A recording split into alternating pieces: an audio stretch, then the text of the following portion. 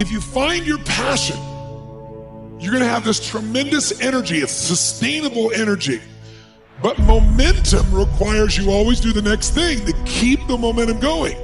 And the reason you get yourself in a passionate place is so that you change your life, and the only thing that changes your life is making a decision. So while you're in this passionate state, that's where you make decisions. You don't make decisions when you're like, oh, I don't know, what do you think? All right, let's decide. If you make a decision in a state without momentum, if you make a decision from a place where there's no passion, you are not going to get momentum. It'll kill momentum. It's decide, commit, and resolve. Some of you, in the past, you've gotten momentum, you've gotten passionate, you've even made a decision, but a decision is the first step. Decision is like a war. I gotta do this or that. All right, I'm gonna make myself do this. But commitment is when you now, after you've decided, you commit to do this for the long term. Whether it's hard or easy, doesn't matter. You're doing this. It takes it from this moment and it carries it into the future even when things are difficult. And the third state is resolve. Resolve means it's done. It's like, it doesn't even if you took action, it's done inside you, so it's done out there. There's no question whatsoever. Then once you decide, the only way the commitment and the energy and the momentum continues is if you take immediate, massive what, my friends? Massive what? Write down in your notes, massive action is the cure-all. Massive action is the cure-all. If you're having a difficult time with something, your relationship isn't where you want it to be, your finances are not where you want to be, your body's not where you want to be, your business is not where you want to be, you need to take massive action. And if that doesn't work, try something else. If that doesn't work, try something else.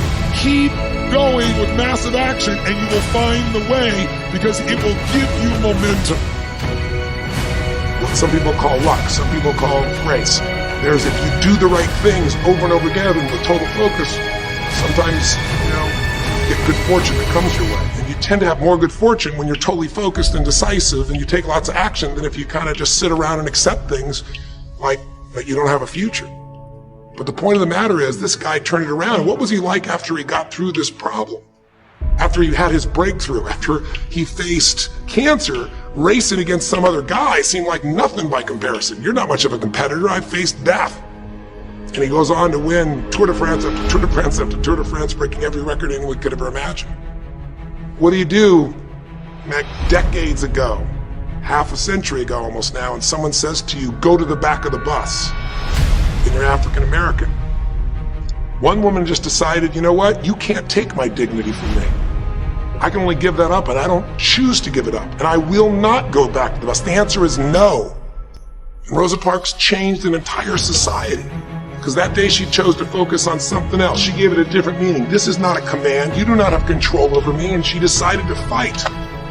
And she changed the direction of a country and of many other countries. She started something.